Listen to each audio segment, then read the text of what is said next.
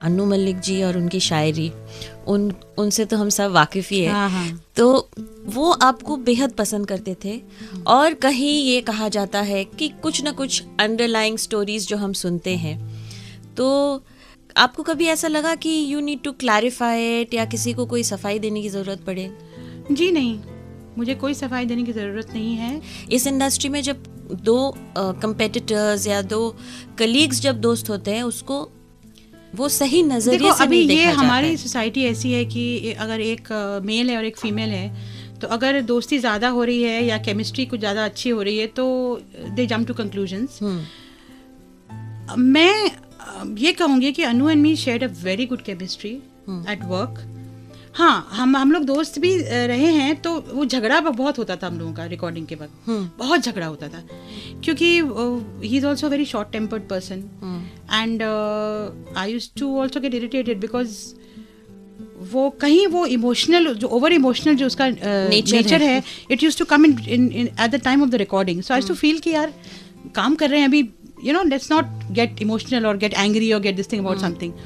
तो वो एक लव हेट रिलेशनशिप चलती थी हमारी हमेशा से। अब लोगों की बुद्धि भ्रष्ट हो गई है आजकल, तो क्या कर सकते हैं। अनु जी का और आपका कोई ऐसा कोई आपको whatever one of your songs, if you can just hum a few lines for us. राह में उनसे मुलाकात हो गई, राह में उनसे मुलाकात हो गई, जिससे डरते थे वही बात हो गई। आहा हा हा हा हा, आहा हा हा हा। Nice is that. कभी ऐसा हुआ है कि जैसे कोई बहुत बड़ी फिल्म में कोई गाना, बहुत अच्छी धुन बना रहे कोई म्यूजिक डायरेक्टर, पर वो गाना आप नहीं गा रहे हैं और कोई और गा रहा हो? सारी दुनिया जानती है, इसीलिए मैंने पूछा भी। और इतने साल हो गए हैं कि मैं कुछ बातें इतनी अनप्लेजेंट होती हैं कि उसको भूल जाना ही अच्छा होता है। Although I can never forget, because मेरे गाए हुए गाने फ्रॉम द फिल्म दिल, एंड वो गाने जो थे वो जैसे कि मुझे नींद ना आए, मुझे चैन ना आए, वो गाने ऑलरेडी गाने रिकॉर्ड हो गए थे, और उसमें बल्कि 2 गाने ऐसे थे जो मैंने बहुत तकलीफ में गाए थे, because I was due at that time, I was 8 months pregnant, and मुझे उस वक्त क्या होता है, लास्ट स्टेजेस में आपकी सांस चढ़ने लगती है। तो मैंने कहा भी था, मैंने इंद्र कुमार जी को कहा था कि प्लीज़ आप गवा लीजिए गाने, मैं नहीं गा पाऊंगी।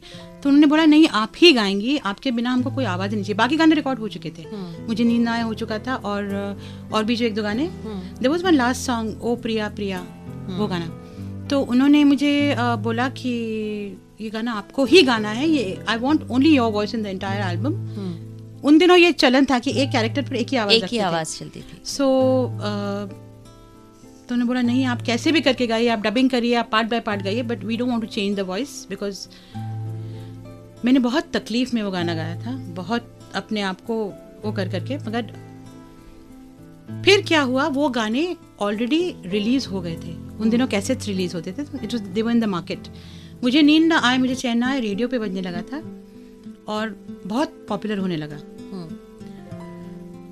सारे गाने बहुत पॉपुलर होने लगे, they were already in the market, they were all over the radio. उस बीच में कुछ गुड़ी कपाड़ी हुई, which I am not going to go into. The entire music was taken back into the market, को वापस उसको सीज कर दिया गया, प्रोडक्शन स्टॉप करके वो जो भी स्टॉक था वो वापस ले लिया गया। My voice was dubbed and then it was released again.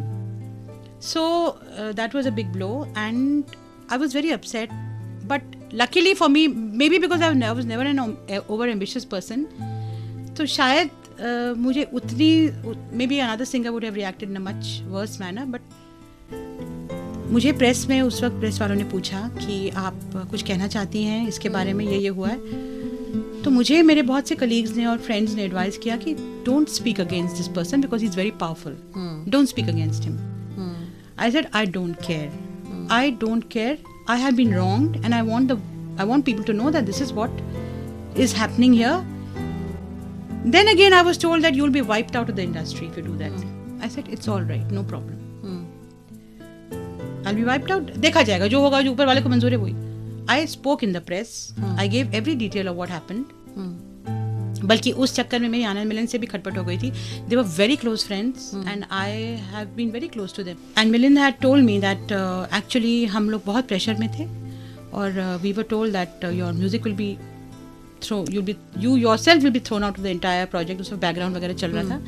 If you know, और हमारे पर बहुत प्रेशर था. The people were too powerful and we were not in a position to say anything. Anyway, I had stopped singing for Anand Milan for many years. हमने काम ही नहीं किया साथ में. फिर ऑफ कोर्स बाद में समीर जी लिरिसिस्ट जो है समीर, उन्होंने पैचअप करवाया and then we came back together. तो I spoke about it in the press.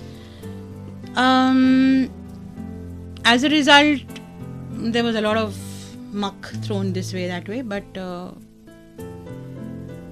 नतीजा क्या हुआ वो दुनिया ने देखा है. I feel you have to be sincere, you have to be honest. किसी को जानबूझकर तकलीफ मत दो. Don't harm people deliberately. कभी कभी अनजाने में हो जाता है, वो अलग बात है. And I feel that if you harm people knowing that you are wronging somebody, knowing with full intention of harming, I feel there is a law of nature which takes it's.